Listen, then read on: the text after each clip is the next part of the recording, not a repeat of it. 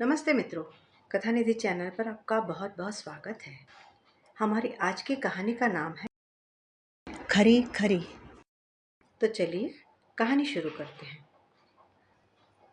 माँ जी, आपका बेटा अकेले ही थोड़े ना काम करता है जो घर आकर थक के बैठ जाता है। मैं भी पूरे दिन ऑफिस का काम करती हूँ। थकान तो मुझे भी होती है। 8 घंटे की ड्यूटी मेरी भी होती है। तो फिर अकेले आपका बेटा कैसे थक जाता है? क्या मैं इंसान नहीं हूँ? मुझे मेरे माँ बाप ने पैदा नहीं किया है क्या? मैं भी पूरे दिन ऑफिस का काम ही करती हूँ। ये अलग बात है कि आपका बेटा बाहर जाकर काम करता है और मैं घर में रहकर काम करती हूँ। और सही नज़रों से अगर देखा जाए तो मैं ऑफिस के साथ साथ पूरा घर भी तो संभालती हूँ। आपको तो काम वाली पसंद नहीं है, काम वाली को आप लगाने नहीं देती, और घर के एक काम में भी आप मेरी मदद नहीं करेंगी तो अकेले सारा काम मुझे ही तो करना पड़ता है ना। इस तरह से मेरे ऊपर तो डबल जिम्मेदारी हो गई। फिर मेरी थकान आपको क्यों नहीं दिखती है? आज खाने में थोड़ा सा लेट क्या हो गया तो आप इतना हो हल्ला मचा रही हैं, और इधर बाहर बैठकर अपने बेटे को बहू के खिलाफ भड़का रही है। 8 घंटे लगातार सिस्टम पर काम करते करते सर कैसे फट जाता है, आपको क्या इसका जरा सा भी अंदाजा है? अरे ऐसा कौन सा पहाड़ टूट जाता जो मैं सिस्टम बंद करने के बाद आधे घंटे के लिए लेट गई। 8 घंटे लगातार सिस्टम पर काम करते करते सर फट जाता है, आपको इसका अंदाजा थोड़े ना है। बैठे बैठे काम करते हुए मेरी भी कमर लग जाती है। हाँ हाँ, तभी तो कहती हूँ बहू कि तू पूरे दिन तो बैठी ही रहती है, बैठे बैठे ही तो काम करती है। कम से कम बीच बीच में टहल भी लेती तो थोड़ा बहुत काम भी कर लिया करती। तब तो खाना बनाने में लेट थोड़े ना होता। इतना भी कोई काम नहीं होगा ऑफिस का कि जो तुम 5 मिनट के लिए बीच में उठ नहीं सकती। माँ जी, जब आप काम नहीं करती तो आप नहीं समझ सकती कि ऑफिस का काम कैसा काम होता है। ज़रा अपने बेटे से पूछ कर देखिए कि पूरे दिन ऑफिस में काम करते हुए इन्हें 10 मिनट का टाइम मिलता है कि यह किसी से फ़ोन पर भी बात कर ले। अरे यार साधना, तुम मुझे क्यों बीच में घसीट रही हो? मैंने क्या किया है? मैं तो एक बार भी नहीं बोल रहा कि मुझे खाना दे दो। भाई माँ है, उनको भूख लग जाती होगी तो वो मांग रही है, लेकिन मैंने तो कुछ नहीं कहा। मुझे क्यों बीच में घसीट रही हो तुम दोनों के झगड़ों में? तुम दोनों सास बहू अपनी लड़ाई आप खुद लड़ो। अरे घसीट नहीं रही, लेकिन कम से कम आप माँ जी को समझा तो सकते हैं कि ऑफिस टाइम में बस ऑफिस का ही काम होता है, घर का काम नहीं किया जा सकता। घर का काम जितना हो सकता है मैं सुबह जल्दी उठकर कर ही तो लेती हूँ। खाना दोपहर का नहीं बना पाती, इसलिए सुबह ही सारा खाना बना देती हूँ ताकि माँ जी को जब भी भूख लगे तो कम से कम खाना लेकर खा तो सके। खाना दोपहर को नहीं बना सकती मैं, इसलिए सुबह ही बना लेती हूँ। अब इतना तो कर ही सकती है ना वो। एकदम हाथ पर हाथ धरे बैठी रहेंगी तो कैसे काम चलेगा? बहू की बातें सुनी तो निर्मला जी बड़ी नाराज हो गई और गुस्से में मुंह फुलाकर बैठ गई। माँ को गुस्से में देखकर राहुल बोले, अरे लो भाई, अब तो हो गया कल्याण। अब तो माँ खाना भी नहीं खाएंगी। अभी तक तो माँ को भूख लगी थी, लेकिन तुम दोनों के टंटे बखेड़े में उनकी भूख ही मर गई है। साधना, अब तुम्हारे ऊपर है कि माँ को खाना कैसे खिलाना है। भाई मैं तो इस परचड़े में नहीं पड़ने वाला, कहते हुए राहुल दोनों हाथ खड़े करके सीधे अपने कमरे में चले गया। साधना भी माँ जी को मनाने की कोशिश न करके चुपचाप किचन में जाकर खाने की तैयारी करने लगी।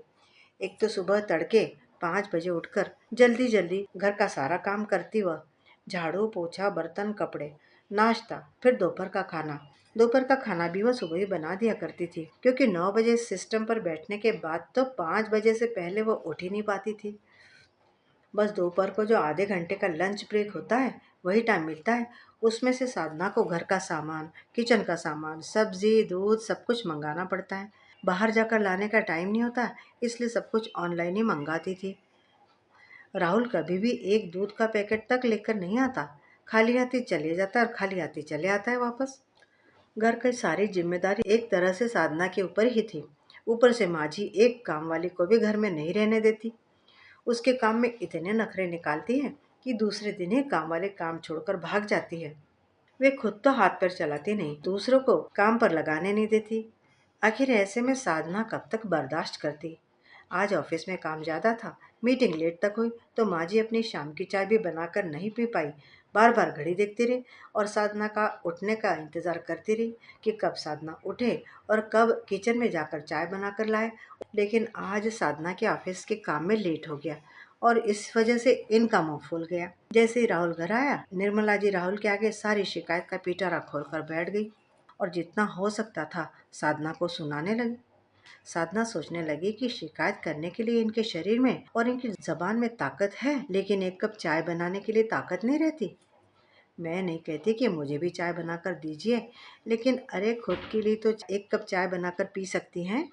लेकिन नहीं, बहू के इंतजार में बैठी रहेंगी। चाहे बहू 9 बजे उठे, 10 बजे उठे, जब भी चाय बनाकर देगी तो बहू ही देगी। घर का कोई भी काम करेगी तो बहू ही करेगी। राशन पानी आएगा तो बहू ही लाएगी। दूध तक बहू ही लेगी। तो बहू को थकान नहीं होती। और बेटा तो ऑफिस जाता है और ऑफिस से आता है तो वो थक कर चूर हो जाता है। निर्मला जी के नखरे रोज रोज के हो गए थे और राहुल अपनी माँ को समझाने से रहा। वो तो सीधे हाथ खड़े कर देता था, ये कहते हुए कि सास बहू के बीच में मुझे नहीं पड़ना, और ये कहते हुए चले जाता था, तुम दोनों अपना अपना देख लो भाई। पति ने तो बीच में पड़ने से मना कर दिया, लेकिन माँ जी जानबूझकर किसी न किसी को बीच में लाकर खड़ाई कर देती थी। हरदम एक युद्ध सा चलता रहता था। न निर्मला जी साधना को समझने के लिए तैयार थी और न साधना माँ जी के हिसाब से काम कर पा रही थी। आज तो हद ही हो गई जब साधना ने अपने खुद के कानों से माँ जी को फोन पर अपनी बेटी से बातें करते हुए सुना कि बहू उनका ख्याल ही नहीं रखती, टाइम पर उनको चाय पानी खाना कुछ नहीं देती है, दिन भर बैठे बैठे ऑफिस का काम करती है और फिर सो जाती है। क्यों सोती है ये नहीं बताया। और माँ जी की बात सुनकर बेटी ने तुरंत फोन करके साधना को 4 बातें सुना दी। क्योंकि वो ननद थी और साधना से बड़ी थी, इसलिए उसका पूरा हक बनता था बोलने का। और साधना बहू थी, इसलिए उसका काम सुनना था। क्योंकि साधना तो भगवान के घर से लिखा कर ही आई थी ना कि मैं बहू हूँ और मुझे सुनना ही है।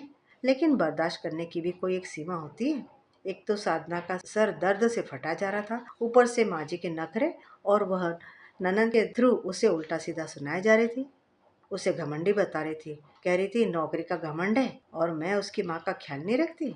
जब इतना काम करने के बावजूद भी आपको नकारा और निकम्मा ही समझ लिया जाए तो कोई भी इंसान रहे, उसकी सहनशीलता आखिर जवाब दे ही जाती है। साधना ने भी माँ जी और राहुल के सामने ही ननद को सुनाई दिया कि दीदी बना बनाया खाना लेकर खाने में भी जोर आता है क्या? लेकिन सहेलियों के घर जाकर 4-4 घंटे बैठकर गप्पे लड़ाने में कोई थकावट नहीं आती इन्हें। एक कप चाय खुद के लिए बनाकर पीने में इन्हें परेशानी होती है, और अभी अगर किसी सहेली का फोन आ जाए कहीं भी घूमने के लिए तुरंत निकल पड़ेंगी। फिर ना ही इनके घुटनों में दर्द होता है, न ही उनको कोई बीमारी होती। सारी बीमारी, सारा दर्द बस बहू के सामने ही होता है, बहू को बुरा बताने के लिए ही होता है। आप जो अपनी माँ के लिए मुझे इतना सुना रही है ननद जी, जरा एक बार आप अपने और देखिए।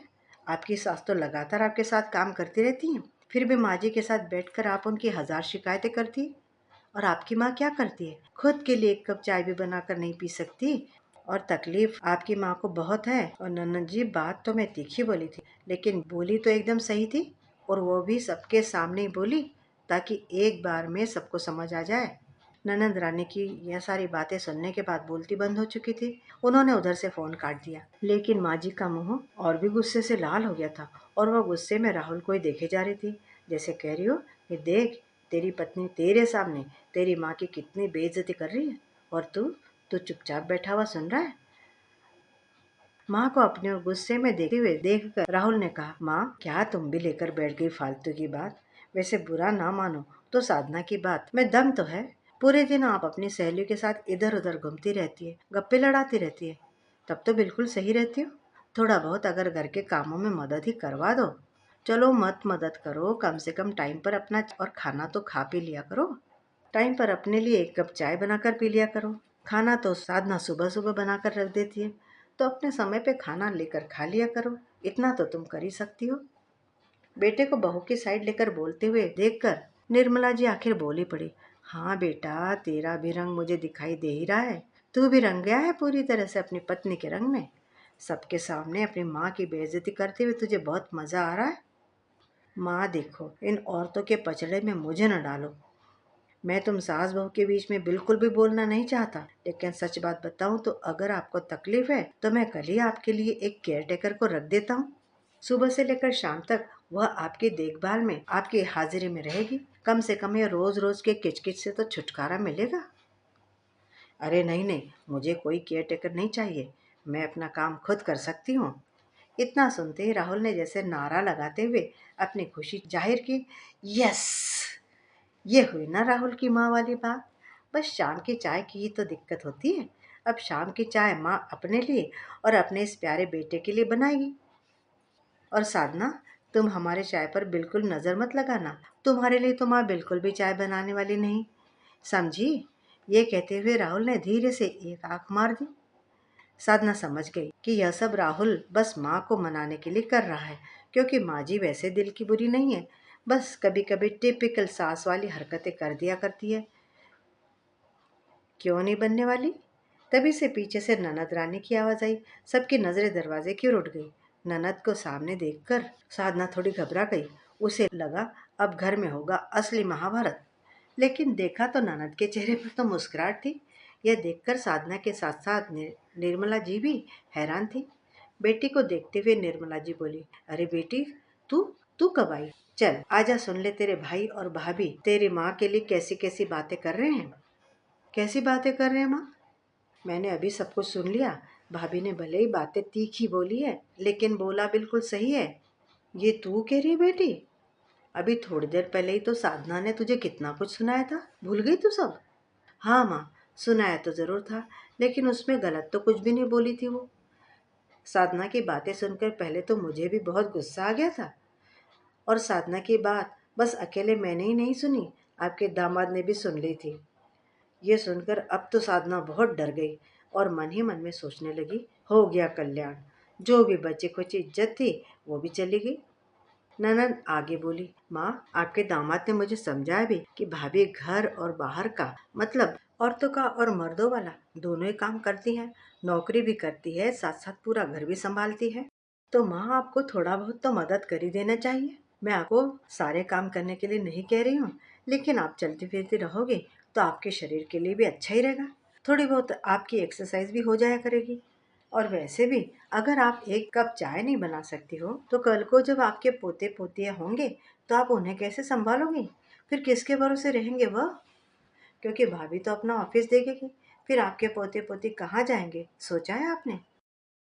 बेटी के मुंह से पोते पोतियों की बात सुनकर निर्मला जी के चेहरे पर एक चमक सी आ गई। साथ ही राहुल साधना को देखकर इशारा करने लगा तो साधना शर्मा गई। और कहते हैं ना, मूल से ज्यादा सूद प्यारा होता है। वैसे ही अपने बेटे से ज्यादा पोते पोतियों पर प्यार उमड़ता है दादा दादी को या नाना नानी को। इसलिए बेटी की बात सुनकर निर्मला जी बेटी की तरफ देखते हुए बोली, अच्छा तो तुझे भी अपने भाई का असर आ ही गया है। तू भी मीठा बोल बोल कर मुझे बहकाने आ गई। अरे नहीं माँ, मैं बहकाने थोड़ी ना आई हूँ। मैं जो कह रही हूँ वो तो सच्चाई तो है। माँ अगर भगवान ना करे कल को आप बीमार पड़ गई और आपके साथ साथ मेरे घर में मेरी सासू माँ भी बीमार पड़ गई, तो आप ही बताओ मुझे सेवा किसकी करनी जरूरी है? मुझे मेरे घर में मेरी सासू माँ की ही सेवा करना पड़ेगी ना। मैं आपकी सेवा करने तो नहीं आ पाऊंगी। अगर आपको एक गिलास पानी की भी जरूरत पड़ेगी तो भाभी ही तो देगी। माँ आपका सुख दुख दोनों ही भाभी के साथ ही बीतने वाला है। इसलिए यह कभी कभी जो आप टिपिकल सास वाली हरकतें करने लगती हो ना, बस वो छोड़ दीजिए। बाकी मेरी माँ में वैसे कोई कमी है नहीं। कहते हुए ननद रानी माँ को गले लगा हंसने लगी। निर्मला जी बोली, अच्छा अब तू अपने भाई के साथ मुझे बहका रही है? बहका नहीं रही माँ, दीदी सही तो कह रही है। हाँ माँ, कल को पोते पोते होंगे तो आपको ही तो संभालना पड़ेगा ना। राहुल बीच में बोल पड़ा और उसने पूरे माहौल को मजाकिया बना दिया। राहुल की बात सुनकर निर्मला जी ने राहुल का कान पकड़ते हुए कहा, जब मैं इतने बड़े शैतान को संभाल सकती हूँ तो छोटे छोटे नन्हे बच्चों को संभालना मेरे लिए कौन सी बड़ी बात है रे? और वैसे भी तुम लोग मेरी उम्र पर मत जाया करो। मैं बैठी हूँ, मैं तुम सबको बैठा कर खिला सकती हूँ। रही बात चाय की, तो चलो आज तुम सब बैठो। मैं अपने हाथों से खुद अपने बच्चों के लिए चाय बनाकर लाती हूँ और पिलाऊंगी सबको। कहते हुए निर्मला जी मुस्कुराते हुए उठने लगी तो साधना ने उनका हाथ पकड़ लिया। फिर उन्हें बैठाते हुए बोली, नहीं माँ जी, अभी तो मैं फ्री हूँ, मैं चाय बना सकती हूँ। आप बैठकर सब बातें कीजिए, मैं सभी के लिए चाय बनाकर ले आती हूँ। अरे नहीं नहीं बहू, वैसे भी काफ़ी रात हो गई है। तुम लोग एक काम करो, तुम जाके खाने की तैयारी करो। दामाद जी भी खाना खाकर ही जाएंगे। और तब तक मैं अपने हाथों के स्पेशल अदरक वाली चाय बनाकर ले आती हूँ। कहते हुए निर्मला जी भी मुस्कुराती हुई किचन में चली गई। अचानक से ही घर का माहौल इतना खुशनुमा हो गया था, इतना मजाकिया हो गया था कि सब एक दूसरे को देखकर मुस्कुराने लगे। साधना ने आगे बढ़ते हुए अपने ननद का हाथ पकड़ लिया और उनसे माफी मांगने लगी। दीदी, मुझे माफ कर दीजिए, मैंने आपको कुछ ज्यादा ही बोल दिया। अरे नहीं नहीं साधना, कैसी बात कर रही है? बात तूने जरूर तीखी बोली थी, लेकिन बोली तो सही थी ना। और यह बात मुझे समझ में भी नहीं आती अगर तुम्हारे नंदोई ने मुझे यह बात न समझाई होती। इसलिए अगर तुम्हें धन्यवाद करना है तो अपने नंदोई का करो धन्यवाद। साधना ने अपने नंदोई की ओर देखा और हाथ जोड़कर धन्यवाद करते हुए बोली, सच में नंदोई जी, आपकी समझदारी की वजह से इस समय सब लोगों के चेहरे पर मुस्कुराहट है, नहीं तो आज तो महाभारत पक्की थी। अरे नहीं भाभी, ये सीख तो हर सास को, ननंद को और बहू को समझना ही चाहिए कि एक दूसरे की मदद करते हुए घर आसानी से चलता है। तो फिर छोटी छोटी बातों का बतंगड़ बनाने की जरूरत क्या है? और आपके साथ साथ भाभी जी, मेरा घर भी सुधर गया है क्योंकि मेरी पत्नी जो सुधर गई है। नंदोई जी के ऐसा कहते एक बार फिर से सबका समवेत ठहाके से घर गूंज उठा। मित्रों, ये बात बिल्कुल सही है कि सास बहू में और बहू सास में कमियां ही निकालती रहेगी तो कमियां तो कभी भी खत्म होने वाली ही नहीं है। क्योंकि कौन है ऐसा इंसान है जो पूरी तरह परफेक्ट है? हर एक में कोई ना कोई कमी तो होती है, लेकिन अच्छाइयाँ जरूर ज्यादा होती है। ढूंढने की बात है बस। इसलिए बेहतर होगा कि एक दूसरे को समझते हुए प्यार से अपनी गृहस्थी आगे बढ़ाए। मित्रों, उम्मीद है कि कहानी आपको पसंद आई होगी। अगर कहानी पसंद आ गई तो कहानी को लाइक करें, शेयर करें, चैनल को सब्सक्राइब करके कमेंट बॉक्स में आपके विचार जरूर लिखिए कि आपको कहानी कैसी लगी। मिलती हूँ जल्दी एक और बढ़िया सी कहानी के साथ। तब तक विदा। आपका दिन शुभ हो।